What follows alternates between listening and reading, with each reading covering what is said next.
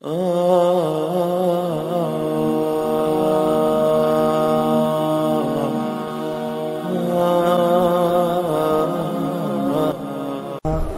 সাদ বাজায় ও মাবুদ গো, এক ফোঁটা পানি দিয়াই বনে আদমকে বানাইয়া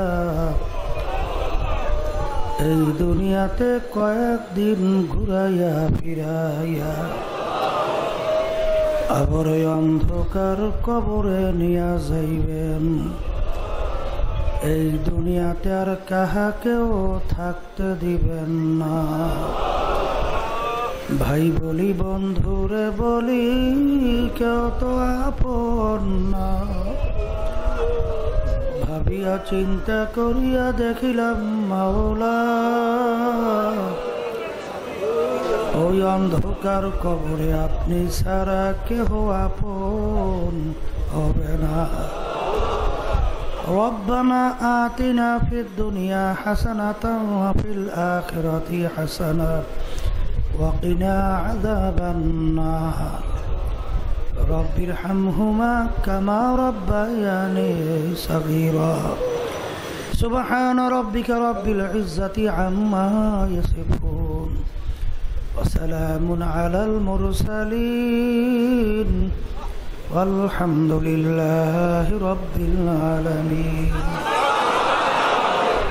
Wa alaikumus salam wa rahmatullahi wa barakatuh. Alhamdulillah, alhamdulillah nahmaduhu wa nasta'inuhu wa nastaghfiruhu wa nu'minu bihi wa natawakkalu alayhi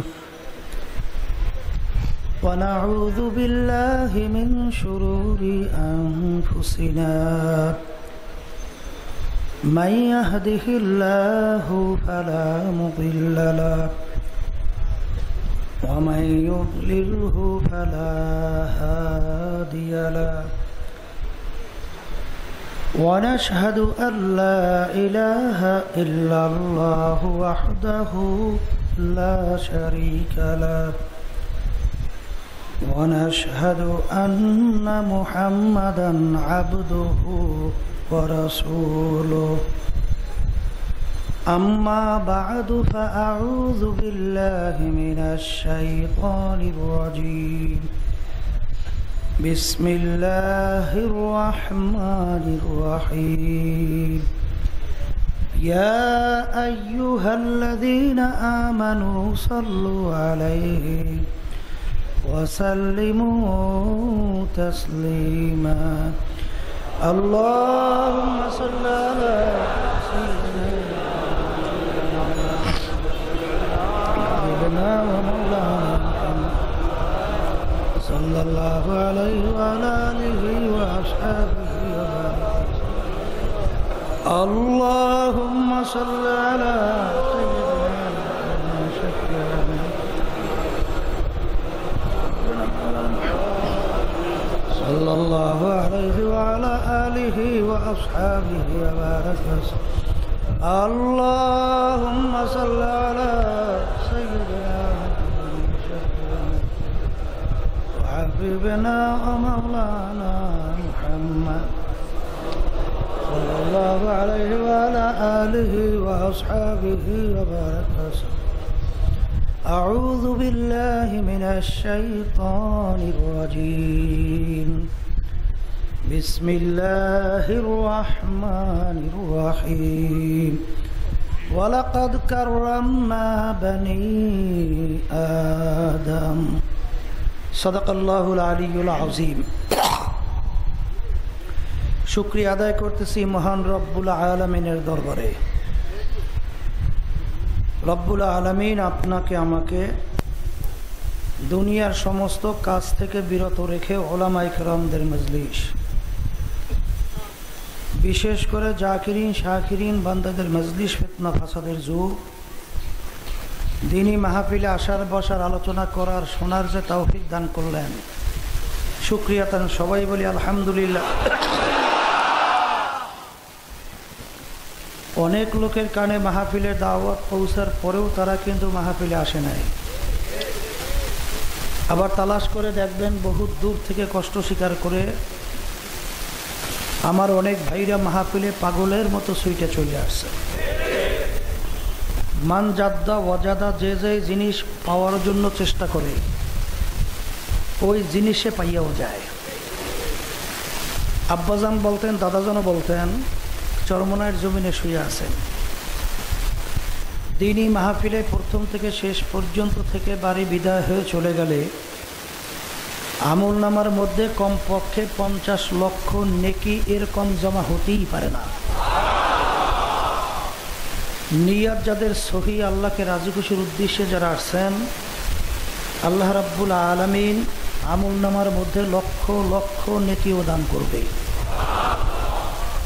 এত নেকি পাওয়া যাবে জানার পরেও আশেপাশে রাস্তাঘাটে, দোকানে, বাজারে, ঘরে অনেক আমার ভাইরা দুনিয়ার বিভিন্ন গল্পে লিপ্ত, কেউ টেলিভিশন সাইরা ড্যান্স গানে লিপ্ত, কেউ বিভিন্ন হারাম কাজে, টাসের আড্ডায়, জুয়ার আড্ডায়, মদের আড্ডায়।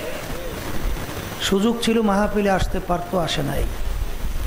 কারণ হিসেবে আব্বাজান রহমাতুল্লাহি আলাই বলতেন বুঝের অভাব, আর এই বুঝের জন্যই মাহফিলের ব্যবস্থা। আল্লাহ রব্বুল আলামিনের কাছে দোয়া করেন, রব্বুল আলামিন আমাদেরকে ধর্মের সহি বুঝদান করেন। হাদিসের ভিতরে আল্লাহ রাসূল সাল্লাল্লাহু আলাইহি ওয়াসাল্লাম বলছেন, মান ইউরিদিল্লাহু বিহি খায়রান ইউফাক্কিহু ফিদ্দীন। আল্লাহ যাকে ইচ্ছা করেন, ভালোবাসেন, তাকে ধর্মের সহি বুঝদান করে। পাশাপাশি একটা কথা মনে রাখা লাগবে, হেদায়েত কিন্তু কোনো পীরের হাতে নাই, কোনো বাবার হাতেও নাই, কোনো দলের নেতা নেত্রীর হাতেও নাই, কোনো ওস্তাদের হাতেও নাই। হেদায়েত কার হাতে? অনেকে মনে করে পীরের কাছে মুরিদ হয়েছি যথেষ্ট, বাবার দরবারে আসা যাওয়া করি যথেষ্ট, পীর বা বাবা আমাকে নাজাত করে জান্নাতের ব্যবস্থা করবে। জোরে বলেন নাউজুবিল্লাহ। বর্তমানে বাংলাদেশের ভিতরে শতকরা প্রায় 92 জনের মতো মুসলমান। বাংলাদেশে মুসলমান সন্তানদের মধ্যে দলের মতের অভাব নাই। আমি যদি জিজ্ঞাসা করি, আমরা যারা মুসলমান দাবি করি, আমাদের সবের কলেমা এক না ভিন্ন? আল্লাহ নবী এক না ভিন্ন? কুরআনুল কারীম হাদিস এক না ভিন্ন? পৃথক করল কারা? ইহুদি, নাসারা, খ্রিস্টান, ইসলাম বিদ্বেষী চক্র মুসলমানদের ভিতরে ডিভাইডেড তৈরি করে ঈমান ধ্বংস করার জন্য, শক্তি ধ্বংস করার জন্য তাম দুনিয়াময় বিভিন্ন নীল নকশা অনুযায়ী কাজ করছে। অংশ বাংলাদেশেও চলছে। কুমিল্লা ক্যান্টনমেন্ট মসজিদের ভিতরে এক ইমাম ছিল, 30 বছর পর্যন্ত প্রায় ইমামতি করছে। 30 বছর পরে ধরা পড়ছে হিন্দু, ভারতের রয়ের এজেন্ট, ইমাম হইয়া আসছে, আলেম হইয়া আসছে। ঢাকা মালিবাগ মসজিদের ভিতরে এক ইমাম ধরা পড়ছিল খ্রিস্টান।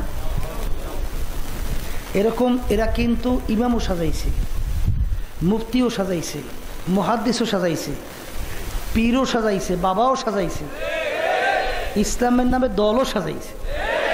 কথা ঠিক না? আমরা যারা চরমনাই, আমরা কি বলি? আমরা সহি সঠিকের উপরেই আছি, না বলি না? যারা ফুরফুরা শরীফ, তারা কি বলে? আমরা সঠিকের উপরেই আছি, না বলে আমরা সঠিকে নাই? যারা জৈনপুর, তারা কি বলে? সঠিকের উপরেই আছি। যারা সারসিনা, এরাও কি বলে? সঠিকের উপরেই আছে। যারা আটরশি, এরাও কিন্তু বলে আমরা সঠিকের উপরেই আছি। যারা চন্দ্রপাড়া, এরা কি বলে? আমরা সঠিকের উপরেই আছি। দেওয়ানবাগ, রাজারবাগ, এরা কি বলে? আমরা সঠিকের উপরেই আছি। যারা মাইজ ভান্ডা, এরা কি বলে? আমরা সঠিকের উপরেই আছি। যারা আওয়ামী লীগ করে, এরা কি বলে? সঠিকের উপরেই আছে। যারা বিএনপি, কথা কয় না, সঠিকের বাহিরে কেউ নাই। এই কথা ঠিক কিনা? কিন্তু মনে রাখা লাগবে, আল্লাহ রসুল সাল্লাল্লাহু আলাইহি ওয়াসাল্লাম বলে গেছেন, আমার আগের নবীর উম্মতের ভিতরে দল ছিল ৭২। বনি ইসরাইলের মধ্যে কয়টা দল ছিল? আল্লাহর নবী বলছেন আমার উম্মতের মধ্যে দল কিন্তু হবে ৭৩টা। কয়টা? এখানে কিন্তু একটা চিন্তার বিষয়। আল্লাহর নবী বলছে আমার উম্মতে ৭৩ দল হবে। এখানে কিন্তু হিন্দু, খ্রিস্টান, ইহুদি, বৌদ্ধ, অন্য অন্য যে ধর্ম অবলম্বী এরা কিন্তু এই ৭৩ দলভুক্ত না। কারণ হিন্দুরা কি নবীকে নবী মানে? খ্রিস্টানরা মানে? তাইলে যারা নবীকে নবী মানে এদের ভিতর দল হবে ৭৩। এবং আল্লাহর নবী বলছিলেন এই ৭৩ দলের মধ্যে ৭২ দল জাহান্নামে চলে যাইবে। আউযুবিল্লাহ। একটা দল শুধু বেহেশতি। সাহাবায়ে কেরাম প্রশ্ন করছিলেন, হুজুর আপনার উম্মতের ভিতরে যদি ৭৩ দল হয়, এর ভিতরে ৭২ দল যদি জাহান্নামী হয়, একটা দল যদি বেহেশতি হয়, কোন দল বেহেশতে যাবে তার পরিচয় কি? তখন আল্লাহর নবী পরিষ্কার হাদিসের ভিতরে পরিচয় দিয়েছেন, মা আনা আলাইহি ওয়া আসহাবি, আমি এবং আমার সাহাবারা যেই মত, নীতি, আদর্শ, সূরা, সিরাত, আকীদার মধ্যে আছি, কিয়ামত পর্যন্ত যারাই নিয়মে থাকবে তারাই জান্নাতি। এখন প্রত্যেকের আমল মানি কাজ, আমল মানি আপনার কাজ। সাহাবায়ে কেরামদের কাজের সঙ্গে মিলিয়ে দেখেন, সাহাবায়ে কেরামদের কাজের সঙ্গে আপনার কাজ মেলে কিনা। যদি মেলে জান্নাতি, আর যদি না মেলে জাহান্নামী। জোরে বলেন কথা ঠিক কিনা? বর্তমানে কিন্তু একদল বাবা বের হয়েছে, বাবা, বাবাদের দাড়ি নেই। আমি জিজ্ঞাসা করি, আল্লাহ রাসূল সাল্লাল্লাহু আলাইহি ওয়াসাল্লামের দাড়ি ছিল? প্রায় ১.৫ লক্ষের উপর সাহাবায়ে কেরাম, তাদের কি দাড়ি ছিল? দাড়ি সম্পর্কে আল্লাহর রাসূল কি বলছেন? তুলুল লিহইয়া, তোমরা দাড়িকে লম্বা করো। তাই যে নবীর নায়েব দাবি করে, প্রতিনিধি দাবি করে, তার যদি দাড়ি না থাকে, সাহাবায়ে কেরামদের সঙ্গে আল্লাহ রসুলের সঙ্গে তার চেহারার মিল হয়েছে? তার যদি মিল না হয়, সে নবীর প্রতিনিধি হয় কিভাবে? জোরে বলেন কথা ঠিক না? আরে আল্লাহর নবীর তো আদেশ হুকুমটাই মানল না। এই কথা ঠিক কিনা? বাবাদের কথা শুনছি, যেই মহিলাদের সঙ্গে দেখা দেওয়া জায়েজ নেই, সেই মহিলাদের সঙ্গে বাবা দেখা দেয়। এবং বাবার যারা মুরিদান আছে, জাকিরিনরা, এরা নাকি বেপরদা মহিলাদের সঙ্গে একত্রে বাবার দরবারে আসা যাওয়া করে। আমি আমার বাজানদেরকে জিজ্ঞাসা করব, কেউ রাগ করবেন না, বোঝার চেষ্টা করেন। দল কিন্তু ৭৩, এর ভিতরে ৭২ দল কিন্তু জাহান্নামে। আমি কিন্তু বলি নাই, কোনো পীরও বলে নাই, কোনো মুফতিও বলে নাই, মুহাদ্দিসও বলে নাই। আল্লাহর নবী বলছে, আমি শুনাইতেছি। যদি রাগ করা দরকার হয়, বোঝা পড়া দরকার, আল্লাহর নবীর সঙ্গে করিয়ে। এই জোরে বলেন কথা ঠিক? আমার সঙ্গে ঝামেলা করে কোনো লাভ আছে? কোনো লাভ নাই। পর্দা ফরজ, ওয়াজিব না সুন্নাত? কার হুকুম? হ্যাঁ, লক্ষ লক্ষ কোটি কোটি সুন্নাত যদি একত্রিত করা হয়, একটা ফরজের সমান হবে? আপনি জীবনও 2 রাকাত তাহাজ্জুদের নামাজ পড়েন নাই, জীবনেও 2 রাকাত নফল নামাজ পড়েন নাই, এই জন্য আপনার জন্য জাহান্নামের হুকুম কয় বছর? 1 সেকেন্ড আছে। কিন্তু একবার যদি কেউ ইচ্ছা করে বেপরদা হয়, কমপক্ষে একটা কবিরা গুনাহ, আর একটা কবিরা গুনার জন্য কমপক্ষে ৭,০০০ বছর জাহান্নামের আগুনের ভিতরে জ্বলা লাগবে। পর্দা হুকুম কার? কথা ঠিক কিনা? এখন অনেকে আবার মনে মনে বলতে পারেন, হুজুর কথা বলছেন সব ঠিক আছে, বুঝবো কিভাবে? বর্তমানে এক শ্রেণী আলেম, ওলামা, মুফতি, মুহাদ্দিস, বড় বড় শাইখুল হাদিস লকব লাগাইয়া, এরা যে বেপরদা মহিলা, উশৃঙ্খল মহিলাদেরকে নিয়ে যে মিটিং করে। হুজুর রমজান মাস রহমতের মাস, বরকতের মাস, জাহান্নাম থেকে মুক্তির মাস, সেই মাসে যে বেপরদা মহিলাদেরকে নিয়ে হুজুর ইফতারি করে। তো হুজুর আল্লাহর হুকুম পর্দা ফরজ, বুঝলাম কিভাবে? এই কথা ঠিক কিনা? আমি আমার বাজানদেরকে জিজ্ঞাসা করি, এই যে বেপরদা মহিলাদেরকে নিয়ে যে মিটিং করলো এবং রমজান মাসে ইফতারি করলো, এতে ইসলামের কি কি উপকার হইল? একটু মুখ খুলে কথা বললেন। কি কোনো উপকার হয়েছে? বরঞ্চ জাতীয়ভাবে আল্লাহর হুকুম পর্দা ফরজকে এরা প্রত্যাখ্যান করছে। কথা ঠিক কিনা? আমরা বলি ইসলামের ভিতরে নারী নেতৃত্ব জায়েজ নাই। কি জায়েজ আছে? তাহলে হুজুর বুঝবো কিভাবে? এক শ্রেণী আলেম ওলামা মুফতি মুহাদ্দিস বড় বড় শাইখুল হাদিস এরা দেই হুজুর নারী নেতৃত্বের পিছনে দলে দলে ঘুরে। কথা ঠিক? বাজান শুনিয়া রাখেন, আমি বলি যে আল্লাহ রাসূল সাল্লাল্লাহু আলাইহি ওয়াসাল্লাম, বুখারী শরীফের হাদিস, যেই জাতির নেতৃত্ব দেবে মহিলারা, ওই জাতির কশ্চিনকালেও কল্যাণ আসবে না। এই কথা তো আমি বলি নাই, কোনো পীরও বলে নাই, কোনো মুহাদ্দিসও বলে নাই, আল্লাহর নবী বলছেন, আমি বলছি, শুনাইতেছি। এই কথা ঠিক কিনা? আবার অনেকে মনে করে এক মহিলার নেতৃত্বের চেয়ে আর এক মহিলার নেতৃত্বের মাধ্যমে কল্যাণ আসবে। মন্দের ভালো বুঝলেন না? মন্দের ভালো। আমি আমার বাজান থেকে জিজ্ঞাসা করি যে এক মহিলার চেয়ে আর এক মহিলার নেতৃত্বে কল্যাণ আসবেই? আপনি হাদিস পড়তে পারেন, পড়াতে পারেন, শুনতে পারেন, বিশ্বাস করেন না। যদি বিশ্বাস করতেন, কখনোই মহিলা নেতৃত্বের মাধ্যমে কল্যাণ আসতে পারে না, আসবে না। বলেন কথা ঠিক কিনা? এই জন্য আমার বাজানদেরকে হলো পর্দা হলে মা বোনদেরকে বলবো, কথা করে ভালো করে বোঝা লাগবে। অনেকে যারা বলে মন্দের ভালো, অর্থ কি? কোনো ভালো বলতে কিছু নাই, সবই মন্দ, ওইদের মধ্যে একটু ভালো। বুঝেন নাই? মন্দের ভালো, মন্দ ছাড়া কিছু নাই, মন্দের মধ্যে একটু ভালো। কথা বুঝছেন? আমি আমার বাজানদেরকে জিজ্ঞেস করি, বাংলাদেশ শতকরা প্রায় 92 জনের মতো মুসলমান। কয়জন? 45 বছর হয়ে গেল স্বাধীনতার বয়স, হয়েছে না? এখন পর্যন্ত মন্দের ভালো শেষ হয় নাই।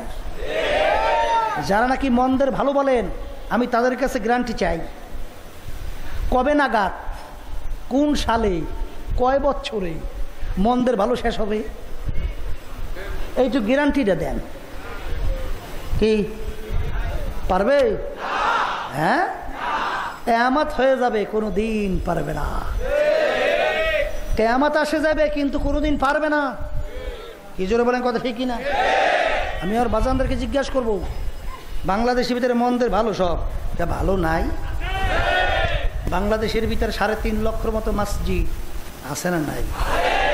প্রায় 70,000-এর মতো মাদ্রাসা আছে না নাই? ওলামায়ে কেরাম লক্ষ লক্ষ আছে না নাই? তলেবে ইলম কোটির কাছে আছে না নাই? পীর মুরিদি হক্কানি এর সাথে জড়াইয়া কোটি কোটি লোক আছে না নাই? আছে না? এই বাংলাদেশের ভিতরে হক্কানি ওলামায়ে কেরাম, দিনদার মুসলমান, কলেমাকে মুসলমান, নামাজি, এরা যদি আজকে একটা প্ল্যাটফর্মে জমা হয়, আগামী দিন বাংলার জমিনে ইসলামী হুকুমত কায়েম। এই কথা ঠিক না? ঠিক। এই জন্য আমার বাজানদেরকে বলবো, বুঝে শুনে কবরে রওনা করিয়েন। ক্ষমতার গরব, টাকার গরব, বংশের গরব, বিভিন্ন উপাধি লোক, এ হইলে যে কদিন দুনিয়ায় চক্ষু খোলা থাকবে, চক্ষু বন্ধ সব শেষ।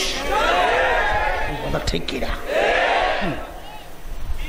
আমার বাজানদেরকে বলো, পর্দা আলে মা বোনদেরকে বলবো, কবরে কিন্তু কোনো দলাদলি নাই। কেউ যদি কবরে বলেন আমি সর্বনাইয়ের মুরিদ, মাপ পাইবেন? আমি অমুক দলের লোক, মাপ পাইবেন? এই যদি মাপ নাই ভান, কবরে কিন্তু প্রশ্ন 3টা। জোরে বলেন কয়টা? 1 নম্বর প্রশ্ন, মান রব্বুকা। কি কি প্রশ্ন করছে? তোমার রব কে? বলবেন কি? বুঝা কইছেন না? না বুঝা?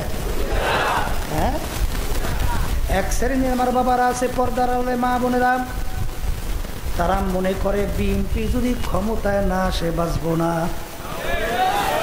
কেউ মনে করে আওয়ামী লীগ যদি ক্ষমতায় না আসে বাঁচব না। কেউ মনে করে জাতীয় পার্টি ক্ষমতায় না আসলে বাঁচব না।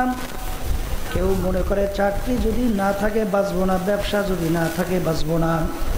ওদিকে ঈমান নেওয়ার সময় পড়ছিল খায়রিহি ওয়া শাররিহি মিনাল্লাহি তাআলা ওয়াল বা'থি বা'দাল মাউত। বাসাইন্না মালিক মারুন্না মালিক কে? এখন বাসাইন্না মালিক বিএনপি, মারুন্না মালিক আওয়ামী লীগ। আবার বাসাইন্না মালিক আওয়ামী লীগ, মারুন্না মালিক বিএনপি। এখন আমার মাওলা তো আর বাসাইনা মারুইনা মালিক রইল না। জোরে বলে কথা ঠিক না? ঠিক। সে কি উত্তর দিতে পারবে? আমার রব আল্লাহ পারবে? প্রথম নম্বরে প্রশ্নে ফেল। 2 নম্বর প্রশ্ন আমার দিন উকা কি সম্পর্কে জিজ্ঞাসা করবে? কোন দিন অনুযায়ী চলছো? কি উত্তর দেবেন? বুঝা না বুঝা? এক শ্রেণী আমার বাবারা, পর্দা আলায় মা বোনেরা, তাদের কাছে ইসলামের নিয়ম নীতি, আচরণ বিধি, কালচার, আদর্শ নিজের শরীরের ভিতরে সুরাত সিরাত পোশাক আদিতে চলতে ভালো লাগে না। আছে না নাই? এখন ইসলামের শব্দ, মুসলমানের শব্দ ব্যবহার করতেও লজ্জা পায়। বর্তমানে এক শ্রেণী মুসলমান সন্তান আর এখন গোশত বাদ দিয়া এখন ব্যবহার করে মাংস। কি বলে না? বলে না? বাজানদারকে বলবো একটু মাংসের সন্ধি বিচ্ছেদ করেন তো। মাছ অংশ, অর্থ কি? মায়ের অংশ। কি কথা ঠিক? আচ্ছা, আপনি কি মায়ের গোশত খান? হিন্দুরা গরুকে গো মা বলে, এই জন্য হিন্দুরা গরুর গোশত খায় না। তা তোমার কাছে গরু মা? হ্যাঁ, তা তুমি মাংস বলো কেন? কোন একটা হিন্দু সন্তান তাকে পানি বলাইতে পারবেন? কি বলে? জল। যদি বলে এই বেটা বল পানি, বলে জল। বলে কেন তুমি? পানি। বলে জল। চুরি বলে কথা ঠিক না? ওর মুখ দিয়ে পানি বের করতে পারবেন না। ওদের ভাষাই হয়েছে জল। বাংলাদেশে ভারতের প্রধানমন্ত্রী প্রাক্তন বাজপেয়ী ছিল, আর ছিল না? কি পরি আসছিল? ধুতি পরি আসছে না? দেখেন তাদের জাতীয় পোশাক ছাড়ে নাই। আর মুসলমানদের কাছে মুসলমানদের পোশাক ভালো লাগে না। এই মুসলমানের পোশাকের ভিতরে গুরুত্ব নাই না? নাই। আল্লাহ রাব্বুল আলামিন পোশাকের ব্যাপারে কি বলছেন? লিবাসুত তাকওয়া যালিকা খায়র। পরহেজগারের লেবাস তোমাদের জন্য উত্তম। কে বলছে? সে কি উত্তর দিতে পারবে? আমার ধর্ম ইসলাম, আমার দিন ইসলাম। যেরকম পারবে? 2 নম্বর প্রশ্নে ফেল। 3 নম্বর প্রশ্ন আল্লাহর হাবিবকে দেখাবেন, দেখাইয়া বলবেন মান হাযার রাজুল, বলো ব্যক্তি কে? ওলামায়ে কেরাম প্রশ্ন উত্তর প্রশ্ন ঠিক আছে? কথা কইয়েন। প্রশ্ন কি 3টাই না অন্য কোনো হইবে? এই 3টাই। আচ্ছা, এখন আল্লাহর নবীকে দেখাইয়ে বলবেন ব্যক্তি কে। আল্লাহ রাব্বুল আলামিন কোরআনুল কারীমের ভিতরে আগেই জানায় রাখছেন, ইয়াউমা নাদউ কুল্লু উনাসিন বিইমামিহিম। কিয়ামতের ময়দানে আল্লাহ রাব্বুল আলামিন প্রত্যেকটা ব্যক্তিকে, মানুষকে তার দলের নেতা নেত্রীর সঙ্গে ডাকবে। কার সঙ্গে ডাকবে? তার দলের নেতা নেত্রীর সঙ্গে। বুখারী শরীফ হাদিস আল্লাহর রাসূল বলেন, মান তাশাব্বাহা বিকওমিন ফাহুয়া মিনহু। দুনিয়ার ভিতরে তুমি যেই দলভুক্ত হইয়া চলবা, যেই দলের নেতা নেত্রীকে তুমি নেতা নেত্রী হিসাবে মানবা, আল্লাহর রাসূল বলতেছেন কিয়ামতের ময়দানে তুমি ওই দলভুক্ত হইয়া উঠবা এবং ওই দলের নেতা নেত্রীর সঙ্গে তোমার হাসর হইয়া যাবে। আমি বলছি, কোন পীর মুফতি মুহাদ্দিস কথা বললেন? আল্লাহর নবী বলছেন আমি শুনাইছি, আল্লাহ রাব্বুল আলামিন বলছেন আমি শুনাইছি। এই কথা ঠিক কিনা? অনেকে আছে একটু নামাজ পড়ে, রোজা রাখে, হজ করছে, তাসবিহ মাওলার জিকির করে, তাহাজ্জুদের নামাজও পড়ে, দান সদকাও মাশাআল্লাহ ভালো করে। ভালো না খারাপ? কথা কন না, ভালো না খারাপ?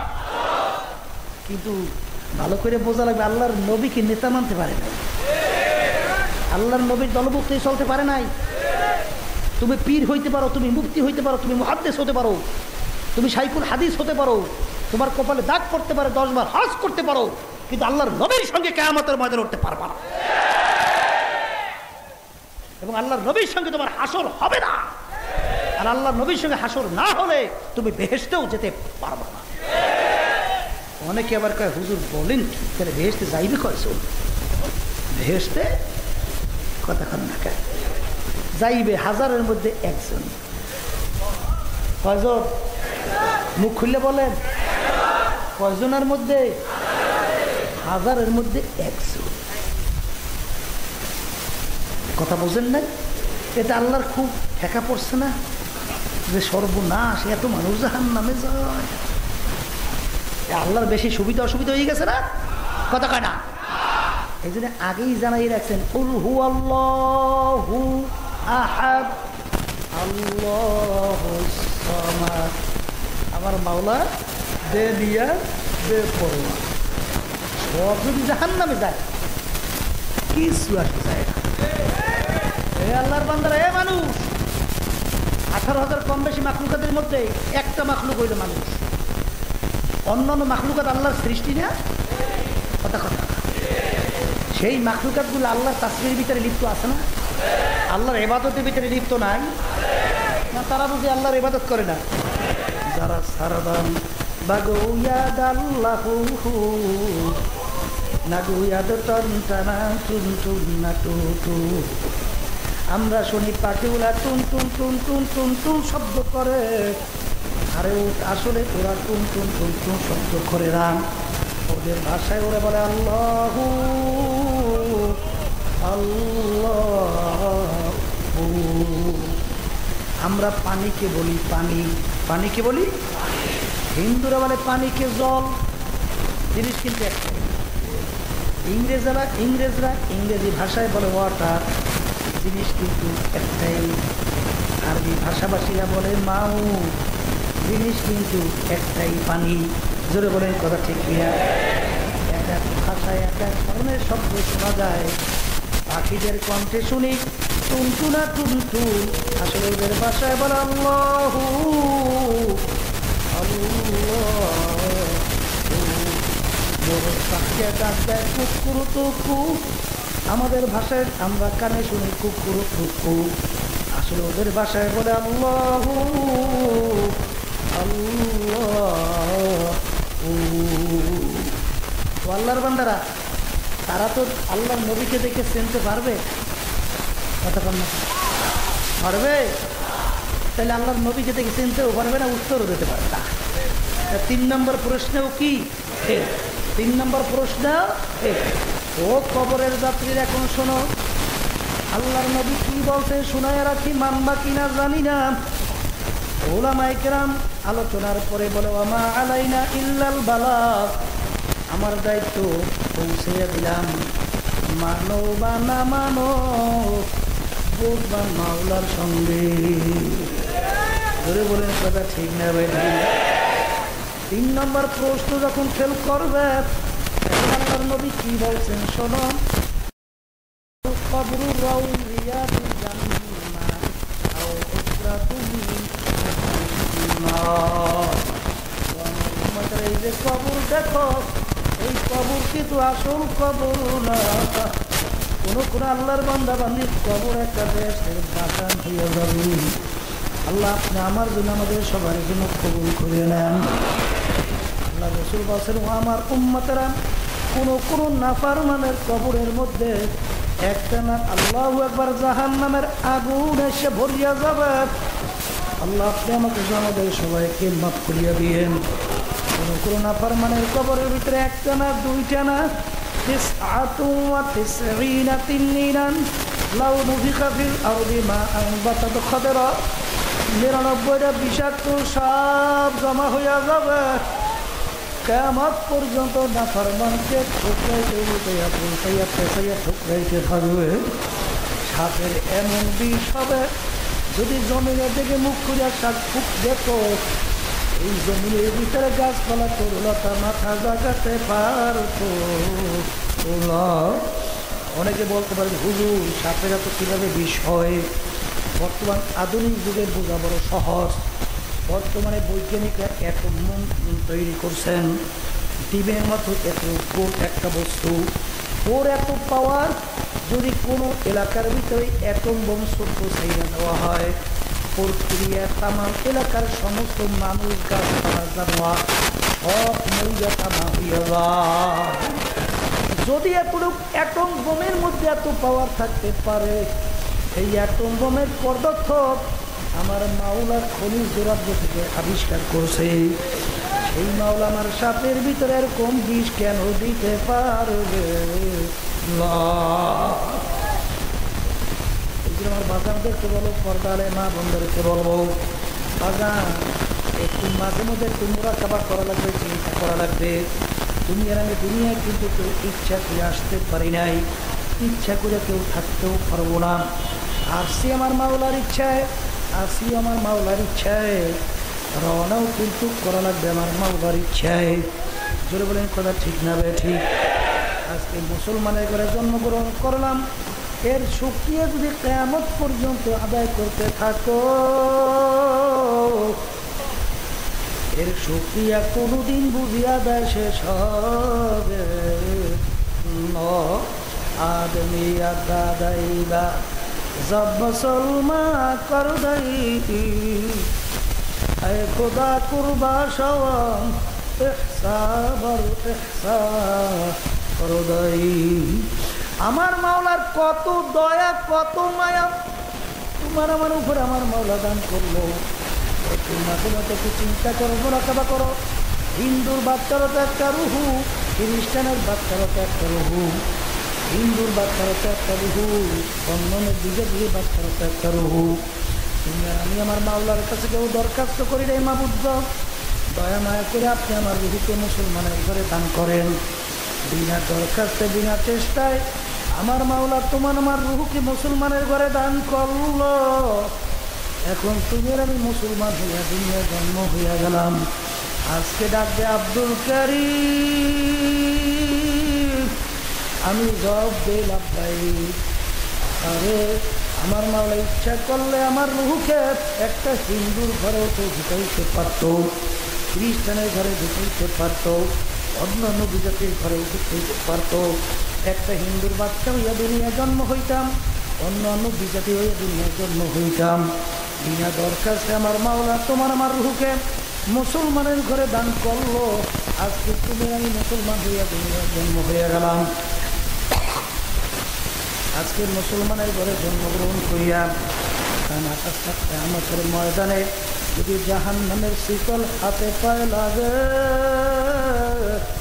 পেটে কপাল পোড়ার সারে জাহানে হইতে পারে।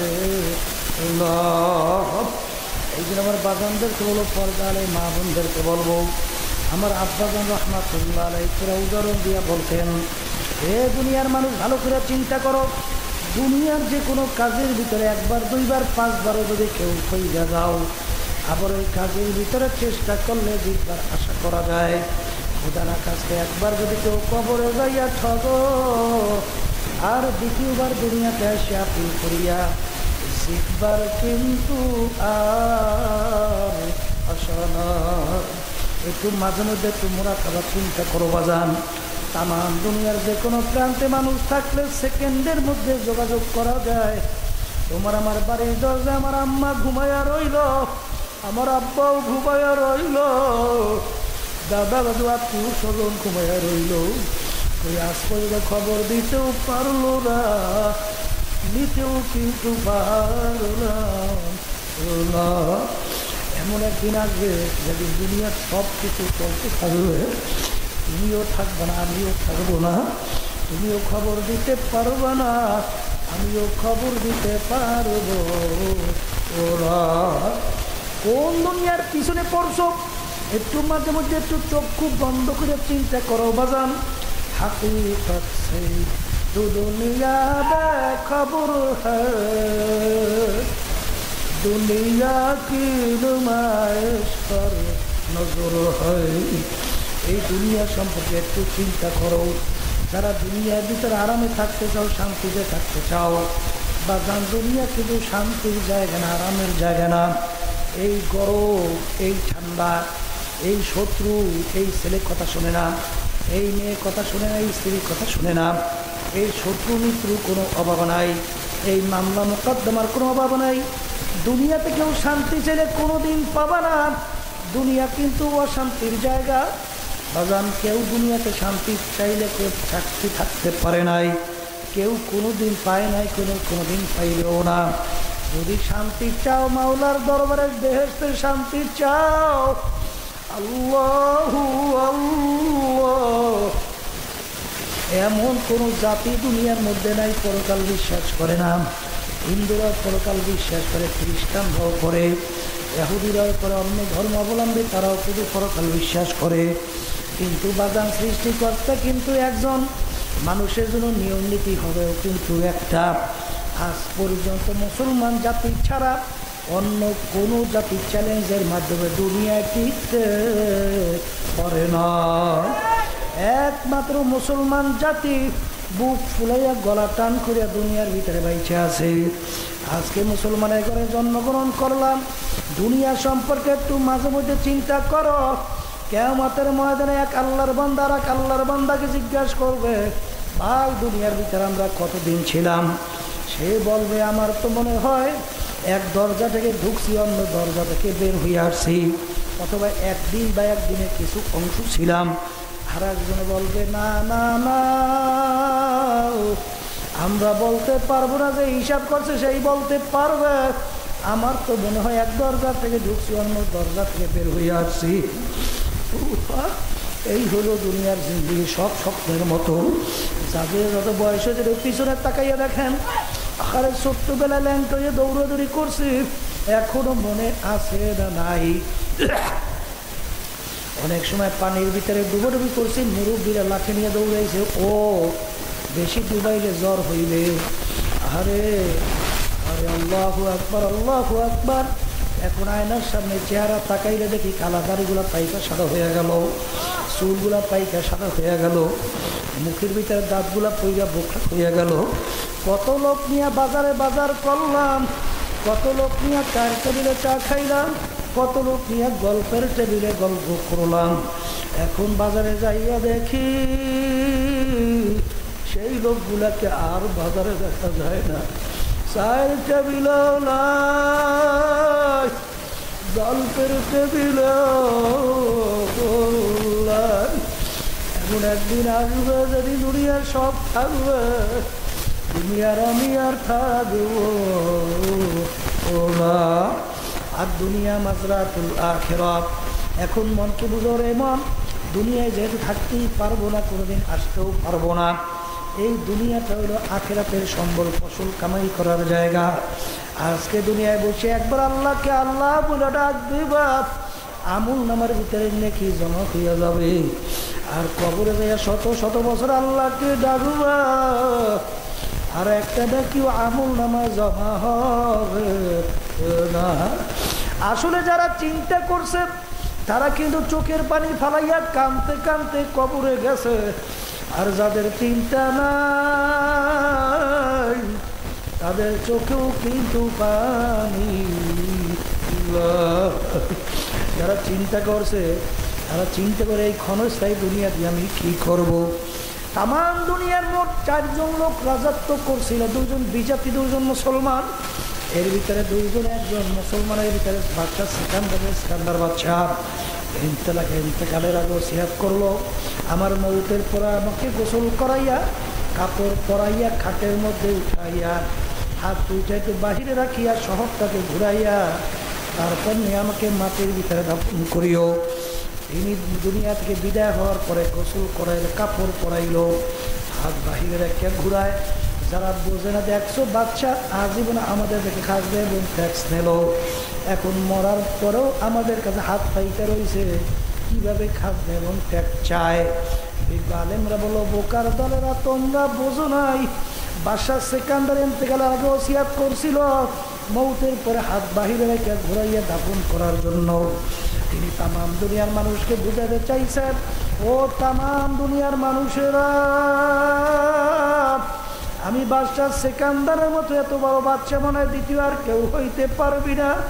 তামাম দুনিয়ার বাদশাহী কইরা আখারে যখন কবরে রওনা করলাম, একেবারে খালি দুইটা হাত নিয়ে কবরে রওনা করলাম, আর কিছুই নিতে পারলাম না। এত টাকা রাখবা কোথায়,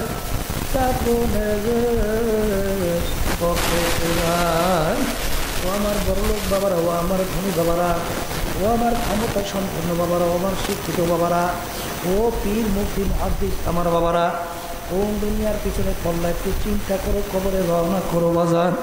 আমার আব্বাজান রহমাতুল্লাহ পেরা উদাহরণ দিয়া বলতো, যেই মামলার তদবির নাই ওই মামলারও কিন্তু খালাস নাই। দুনিয়ার যে কোনো কাজে যদি তদবির না করো, ওই কাজের ভিতরে ভালো ফলাফলের আশা করা যায় না। আখিরাতের 5টা মামলা তোমার আমার সামনে দাঁড় হইয়া আছে। এই মামলার তদবির দুনিয়া থাকা অবস্থায় করার পরে রওনা করা লাগবে। 1 নম্বর মামলা হলো মৌতের মামলা, 2য় কবরের মামলা, 3য় আল্লাহু আকবার কিয়ামতের ময়দান মিজান পুলসিরাতের মামলা। এই মামলার তদবির দুনিয়া থাকা অবস্থায় করার পরে রওনা করা লাগবে। মৌত তো সবাইরই হবে, কোনো সন্দেহ নাই বাজান। আল্লাহর হাবিব বলছেন, যার মৌত হবে শেষ হবে কলেমা, হাত দাখালাল জান্নাহ, সে বেহেশতের মধ্যে ঢুকে যাইবে। এখন মন কি বুঝরে মন, আমার মৌতের সময় জবান থেকে কি বের হবে? আল্লাহু আকবার, কুল্লু ইয়াতারাশা বিমা ফিহি, যেই ভান্ডের ভিতরে যা থাকবে কাজ করলে কিন্তু তাই পড়বে। অনেকে উষ্টা খাইয়ে পড়িয়া যায়, ও মাগুরে বাবারে বের হয়। আর যাদের ভিতরে আল্লাহ শব্দ ঢুকছে তাদের জবান থেকে আল্লাহ ইন্না লিল্লাহ বের হয়ে যায়। ঠিক বাজান মৌতের পূর্ব মুহূর্তে মানুষ ইচ্ছা করে কলেমা পড়বে, কোনোদিন সম্ভব না। কিন্তু যদি কলবের ভিতরে কলেমা বসাতে পারো, ঠিক দেখবা মৌতের পূর্ব মুহূর্তে জবান থেকে কলেমা বের হইতে আছে। এরকম হাজার হাজার ঘটনা আছে। আমার আব্বাজান আম্মাজান রাহমাতুল্লাহি আলাইহা, তিনি ইন্তেকালের পরে আল্লাহু আকবার হঠাৎ তিনি ব্রেনে স্ট্রোক করলো। আরে মাগরিবের নামাজ পড়লাম, আমার মেজো মেয়েটা দৌড়ে এসে বলে, আব্বা দাদু হয়ে গেছে। আমি দৌড়িয়ে গেলাম, যাই দেখি আম্মাজানের হুজলা, কিন্তু জবান থেকে পরিষ্কার বের হয়ে গেল,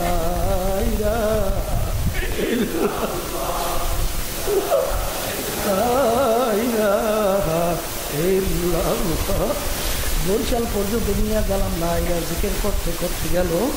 এরপরে যে জবান বন্ধ হইল আর জবান খুলে না। এরপর আল্লাহর বান্দী দুনিয়া থেকে বিদায় হয়ে চলে গেছে। যেই ভান্ডের ভিতরে যা থাকবে কাজ করলে কিন্তু তাই করবে।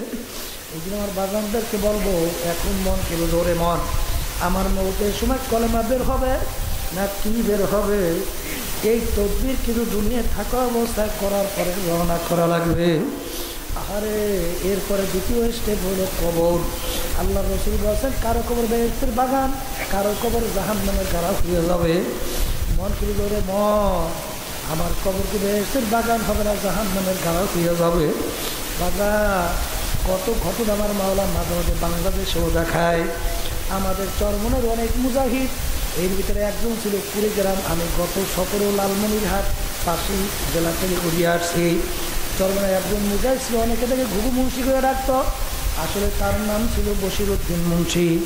তো একজন মাসজিদের ইমাম ছিল, বাবারে রাস্তা দিয়ে হাঁটতো, এমনভাবে আমার মাওলার জিকির করতো, মনে হয় যেন ঘুঘু বলতে বলতে যায়। তিনি দুনিয়া থেকে বিদায় নিয়ে কবরে যাওয়ার পরে 32 বছর পরে, কয়েক বছর পূর্বে 3-4 বছর হবে, নদীর ভাঙ্গনে যখন তার কবর ভাঙ্গা গেল, কাপড়ের কাপড় সহ আনাম তাজা লাশ বের হইয়া আসছে। আবার এই ছবি সহ অনেক জাতীয় পত্রিকায় দিয়ে দিয়েছিল, দেখেন নাই? অনেকে দেখছেন না? দেখেন নাই?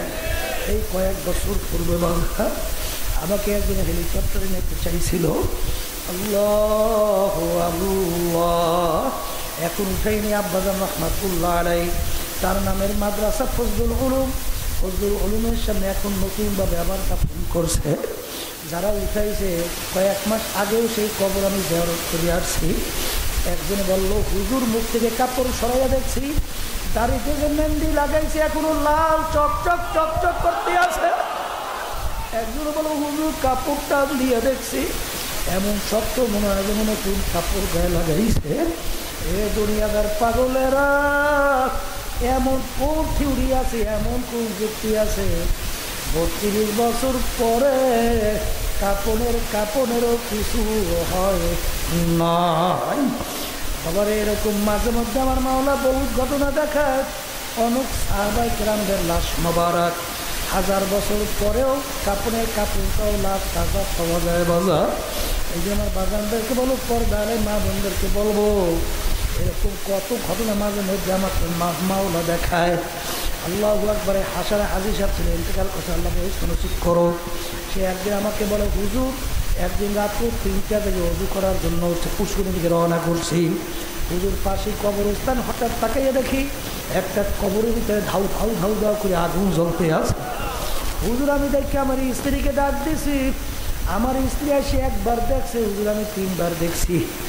পরে দেখা গেল যখন খবর নিলাম, দেখি ওই লোকটা একটা সুৎখোর ঘুষখোরের কবর এবং মাঠে মাঠখোর। যত দুর্ঘটনা মাঝে মধ্যে দেখা যায়, বাবা জানেরা নাফরমান, আল্লাহু আকবার, ঘুষখোর সুৎখোর বেনমাজি হারামখোর ছাড়া কিন্তু দেখা যায় না। এই জন্য যারা কবরে যাবেন, মরবেন, তাদের কাছে আমাদের কথা, যারা মরবেন না, কবরে যাবেন না, তাদের সঙ্গে আমাদের কোনো কথাও নাই। কিন্তু বাজার মনে রাখো, যেই মামলার তদবির নাই তার কিন্তু কোনো খালাস নাই। আল্লাহু আকবার, আল্লাহু আকবার। যত আল্লাহর মিয়া দুনিয়া থেকে গেল বাজানরা, তারা চেষ্টা করতে করতে কাঁদতে কাঁদতে আমার মাওলার কবরে গেল। আমার দাদাজানের কথা শুনছি, আমার দাদাজান ইন্তেকালের আগে আগে পাশি কবরস্থান চকুর উপরে বৈশা পোলাফানের মতো আউ আউ করে চিল্লাইয়া কান্দে, দুই চোখে দিয়ে পানি আমাদের পানি পড়ে, আর করুণ সুরে ডাক দিয়া মাওলার দরবারে বলে, মাবুদ রে,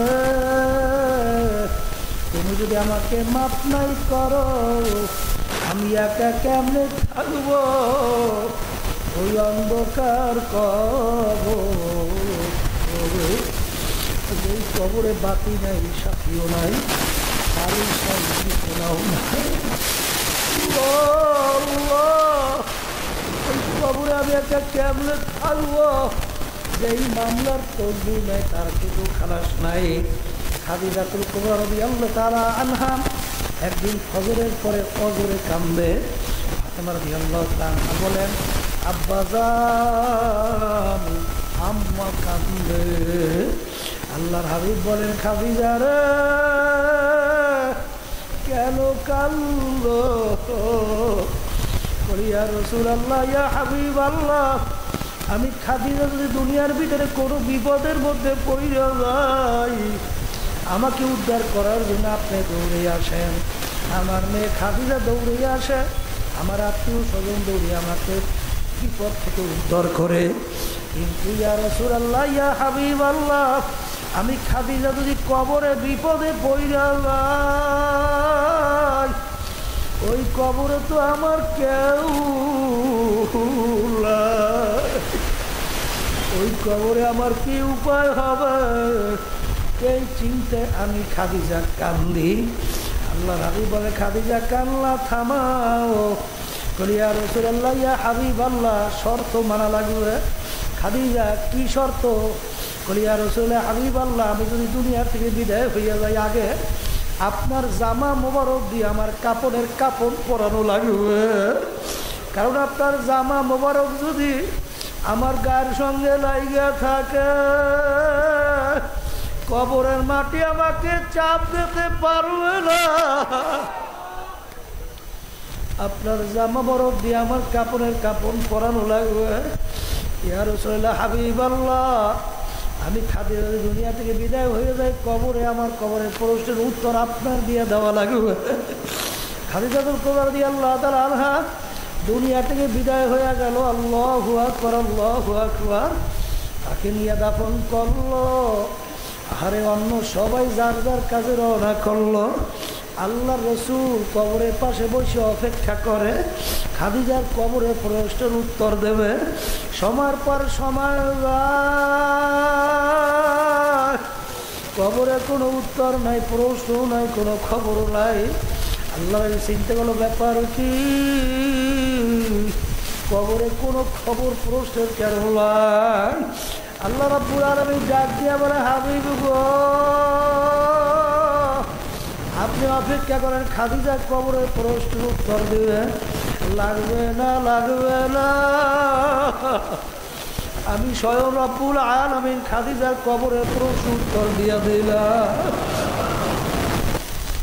এই মামলার তদবির নাই, তার কিন্তু কোনো খালাস নাই।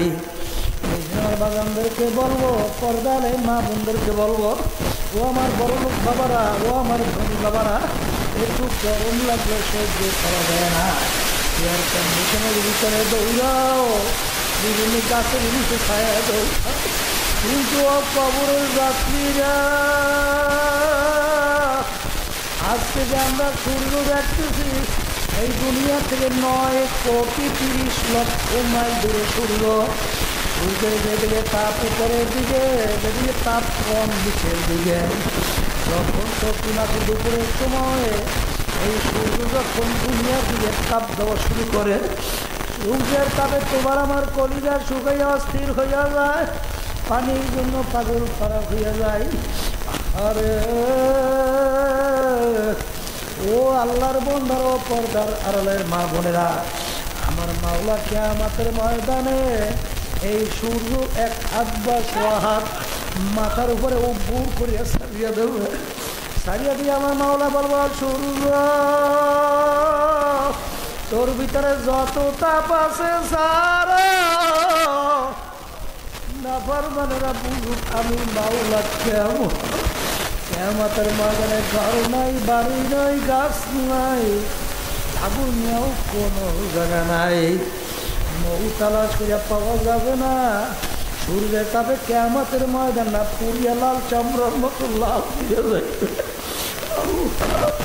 ওই মুহূর্তে আল্লাহ রাব্বুল আলামিন 7 প্রকার লোককে তার স্পেশাল আরশে ছায়া দান করবে। আরে তার ভিতরে তুমি আর আমি ছায়া পাবো কিনা জানি না। আল্লাহ আপনি আমাদের জন্য কবুল করিয়া নিয়েন। আর খোদা না কাজটা তাদের আরশি নিছায়া হবে না। সূর্যের তাপে নাফরমানদের তালুটা টাস টাস করিয়া ফাইটা মগজগুলো ভাতের মতো উতলাইয়া বাইয়া বাইয়া পড়িয়া যাইবে।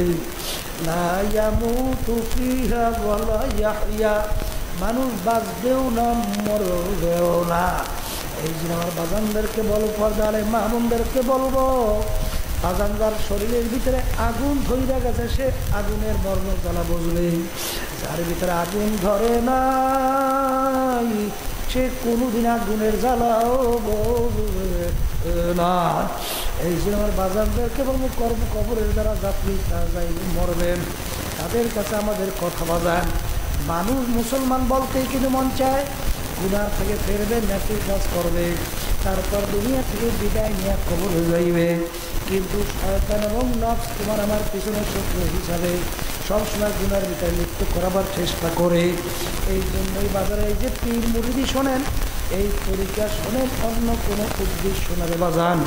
আমাদের এই তরিকার নাম হলো সিস্তিয়া সাবিরিয়া তরিকা। এই তরিকার 5টা ঔষধ আছে।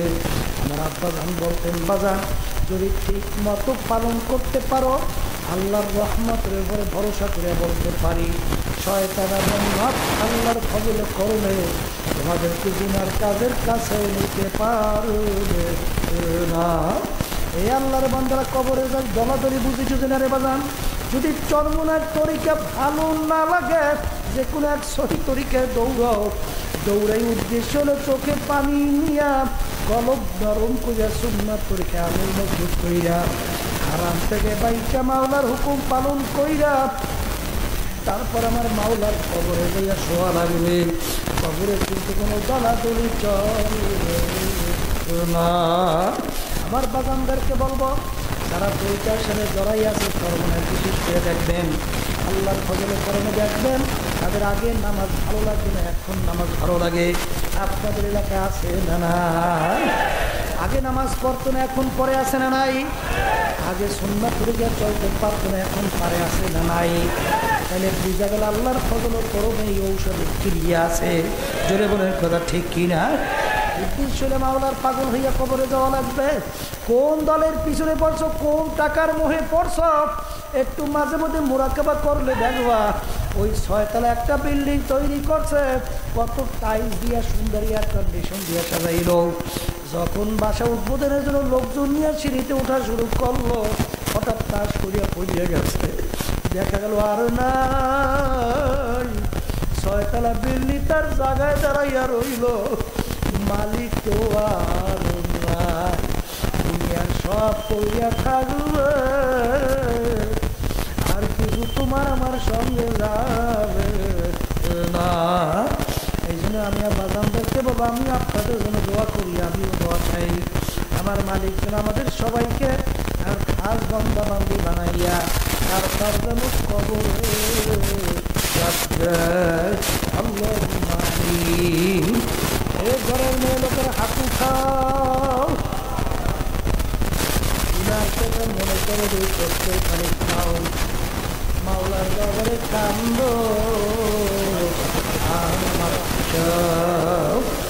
যদি কান্না না আসে মনকে বুঝাও রে মন। একদিন এই ঘরের দরজা দিয়ে নতুন বউ হয়ে উঠছিল রে মন। কত মেয়ে লোকে শরবত খাওয়াইল, কত মেয়ে লোকে বাতাস করল, আবার এমন একটা দিন থাকবে যেদিন এই ঘরের দরজা দিয়া মরা লাশ ছেলে কান্দে মামা করে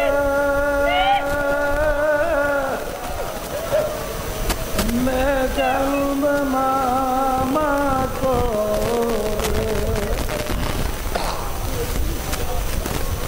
সব তো আর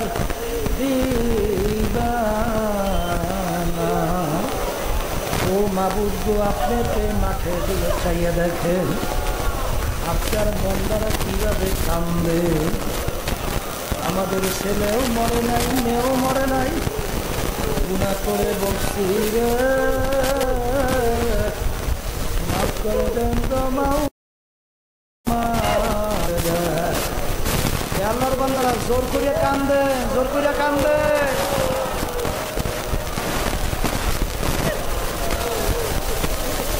সন্তান মারা গেলে চোখের মধ্যে পানি আসে, সম্পদ নষ্ট হয়ে গেলে চোখের মধ্যে পানি আসে।